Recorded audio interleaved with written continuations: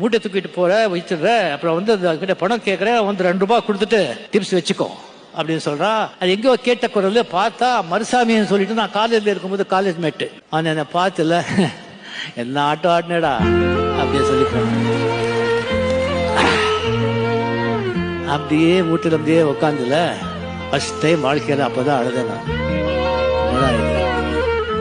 அவன் மாமனா கேட்டாங்க, என்னங்க இது எஸ்எல்சி படிச்சு எங்க மூட்டை தூக்கிட்டு விடுங்க. எங்க அப்பா அவ்வளவுதான் தூக்கிட்டு விடுங்க. எஸ்எல்சி படிச்சிருக்கான், கண்டக்டர் லைசன்ஸ் பண்ணிக்க சொல்லுங்க அப்படின்னு சொல்லிட்டு கண்டக்டர் லைசன்ஸ் பண்ணி கண்டக்டராக ராஜ்போதில் கிடைச்சா சினிமா ஆஃபீஸாக